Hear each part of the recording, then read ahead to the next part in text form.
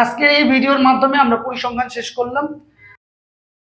আমরা প্রথমত সৃজনশীলের ক নাম্বারের উপরে 40টা কোশ্চেন দিছি।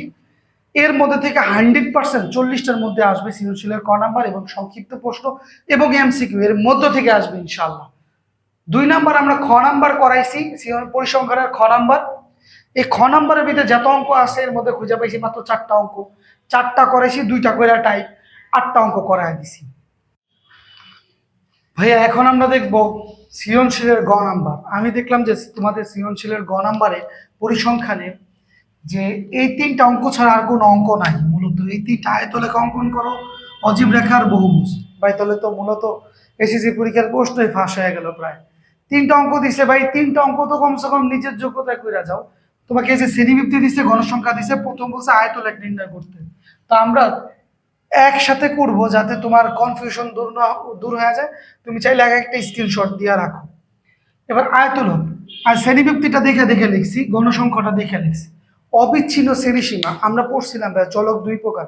বিচ্ছিন্ন চলক একটা, অবিচ্ছিন্ন চলক। যারা এগুলো না বুঝো তারা এই সৃজনশীলের ক নাম্বারে একটা ভিডিও দিছি, এটা একটু দেখে আসো। এবার অবিচ্ছিন্ন চলক বানাবো 21কে, এই যে দেখলাম 20 আর এই যে 30 লিখলাম। ওই যে 1 থাকে না, ওই 1 0.5 করে ভাগ করে দাও। এই যে 0.5 আবার এখানে 30.5। আমার কথা কি বুঝতে পারছো ভাইয়া? এই যে 41-এর 1টাকে ভাগ করে দিছি 0.5 করে, 0.5 করে ভাগ করে দিলাম, হয়ে গেল অবিচ্ছিন্ন চলক। বিচ্ছিন্ন চলক থেকে অবিচ্ছিন্ন চলক হয়ে গেল। এবার আমরা করছি কি, এই যে গ্রাফ পেপার, তোমার হাতে যে একটা গ্রাফ পেপার দেওয়া হবে, এই যে একটা গ্রাফ পেপার দেওয়া থাকবে ভাইয়া, এই গ্রাফ পেপারটা দেখা যায় এরকম একটা গ্রাফ পেপার তোমার এসএসসি হলেও দিবে, সেটা অবশ্য নীল কালারের মতো হইতে পারে। এই যে গ্রাফ পেপারটা এইখানে, বুঝতে পারছো?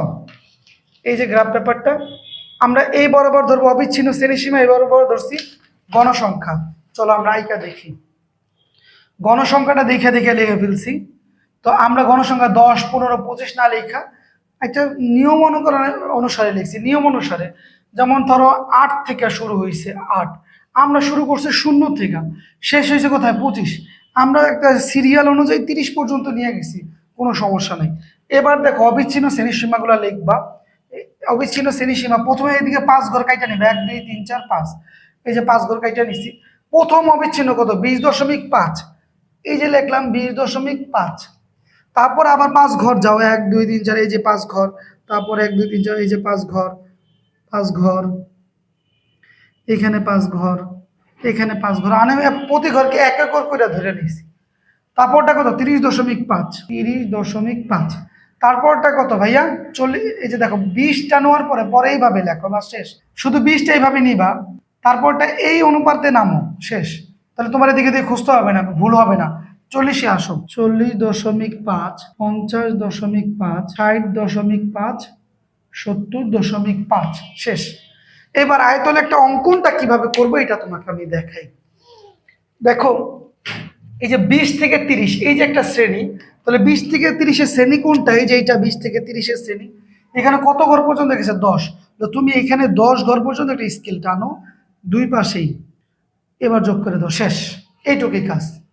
পরে আবার দেখো 30 থেকে 40, মানে 30 থেকে 40-এর ঘর আবার এইটা কত কত আছে 15। তাহলে 30-এর ঘরে তো তুমি 10 পর্যন্ত নিচ্ছ, তাহলে পরের 5 ঘর নিয়ে যাও। সাপোজ এই যে নিলাম পরের 5 ঘর, নেওয়ার পরে 40 এই যে নিয়ে যোগ করে দিলাম, শেষ। 2 ঘর শেষ। তারপরে ঘর কত 40 থেকে 50, 40 থেকে 50-এর ঘর কত এইটা। তুমি বা এই যে দাগ দিও না, আমি তোমাকে বোঝানোর জন্য দিতেছি। 40 থেকে 50 কত আছে 25, 25 কোথায় আছে? এই যে 25 নিয়ে গেলাম, দাগ দিলাম। পরে কত আছে 50 থেকে 60-এর ঘর, 50 থেকে 60-এর ঘরে কত আছে 18। এই যে আমরা 18-তে নামায় আনলাম। তারপরটা কত 8, 60 থেকে 70-এর ঘরে আছে 8, এই যে 8-এর ঘরে সাপোজ নামায় আনলাম, শেষ। আমাদের আয়তলেখ শেষ, আমাদের আয়তলেখ অঙ্কন শেষ। এবার ভাইয়া দেখো অজীব রেখা অঙ্কন। অজীব রেখাটা ও সেম। তো এখানে শ্রেণীবৃত্তি, অবিচ্ছিন্ন শ্রেণীসীমা, গণসংখ্যা, ক্রমযোজিত গণসংখ্যা। আচ্ছা তোমাকে একটু ভাইয়া বলি, অবিচ্ছিন্ন শ্রেণীসীমা টেস্ট পেপারে এক নিয়ম, বইয়ের মধ্যে এক নিয়ম, অনেক নিয়ম আছে। তুমি চাইলে এখানে দেখো 21 আছে না, এই যে একটা করলাম না, একটা 2 ভাগে ভাগ করে দেওয়া। আবার দেখো তোমার বইতে এই নিয়মটা আছে, 21 থেকে যেখানে 20 লিখবো, 30 লিখবো, 30 লিখবো, 40 লিখবো, ওই এক ইয়া হয়ে গেছে, নাই ওই একের কথা ভুলা যাও। এটাও একটা অবিচ্ছিন্ন শ্রেণীসীমা, বুঝতে পারছো? 50 থেকে 60, 60 থেকে 70। ক্রমযোজিত গণসংখ্যা দেখে দেখে লেখো 10, 10 আর 15 25, 25 25 50, 50 আর 18 কত? 68, 68 আর 8 কত? আর 2 হলো 16, 76। ঠিক আছে, 76।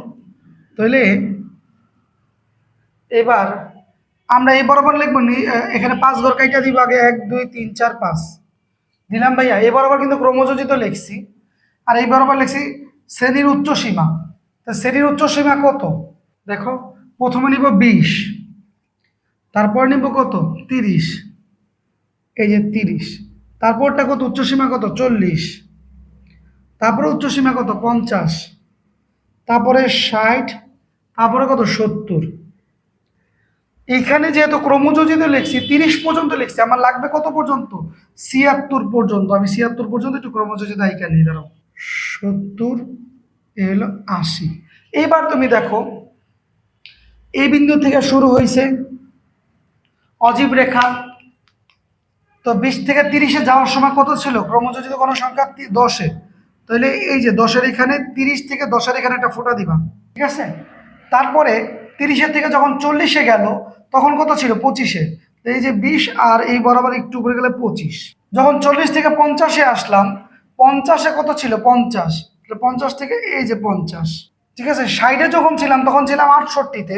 তো 60-এ যাওয়ার পরে আমরা 68 খুঁজে বাই করে এই যে এখানে সাপোজ পেলাম। 70-এ যখন ছিলাম গেলাম 76-এ, 70-এ যাওয়ার পরে এই যে 76 ধরো এইখানে। এবার এটা যোগ করে দিবা, দেখবা এরকম শেষ। পরেরটা দেখো বহুভুজ। বহুভুজ কি করতে হবে? শ্রেণী ব্যক্তি দেওয়া আছে দেখে লিখলাম, গণসংখ্যা দেখে লিখলাম, মধ্যমান বাই করব। মধ্যমান কেমনে বাই করব? 21 যোগ 30 ডিভাইডেড 2 সমান সমান 25.5। এখানে কত পাইলাম 25.5, এখানে পাইলাম 35.5, 45.5, 55.5, 65.5। এবার আমরা প্রথমে 5 ঘর কাইটা নিই, 1 2 3 4 5। শ্রেণী মধ্যমানের ক্ষেত্রে তোমরা যে ভুলটা করো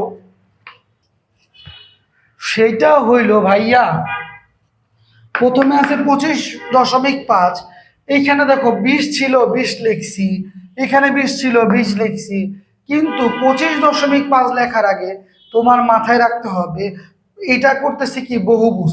তো 25-এর আগে শ্রেণী ব্যবধান কত করে ধরছিলাম? h সমান সমান 10।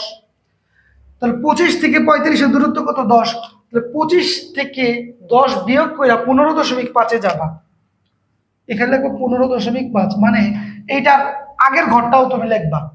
তারপরটা লেখো 15.5 লিখছি, পরেরটা কত 25.5, তারপরটা কত 35.5, 45.5, তারপরটা কত 55.5, তারপরে কত 65.5। তারপরে কি আছে না, যেহেতু এটার আগের ঘরটাও লিখছি তবে এটার পরের ঘরটাও লিখবো, তাহলে 75.5। এবার অজীব রেখে যেরকম ভাবে আমরা ফোটা ফোটা দিছি এইভাবে দিই। 15.5-এ কোথায় ছিল? শূন্যতে। 25.5-এ কোথায় ছিল? 10-এ, এই যে ফোটা দাও। তারপরে 35.5-এ কোথায় ছিল? 15-তে। 35 যা বরাবর যা 15 কোথায় খুঁজে বাই করো। 45-এ কোথায় ছিল? 25-এ। এই 45 বরাবর যা 25 কোথায় আছে খুঁজে বাই করো। তারপর দেখো 55-তে কোথায় আসছে? নেইমা আসছে 18-তে, তাহলে এই যে ধরো 18। 65-তে কোথায় আসছে? 8-এ, শুধু 8-এ, এখানে ধরো এই 8-এর নিচে হবে। এবার 75-এ কোথায় আসছে? শূন্যতে। 75 আছে? নাই, তাহলে শূন্য। এবার এটা যোগ করে দাও, তোমারটা আরো সুন্দর হবে। ঠিক আছে, শেষ। তুমি এটা একটা স্ক্রিনশট নাও ভাইয়া। আমরা একসাথে 3টা করায় ফেলছি, তুমি এটা উঠে স্ক্রিনশট দিয়ে নাও, তোমার সুবিধা হবে। এবার শোনো ভাইয়ার কথাটা শোনো।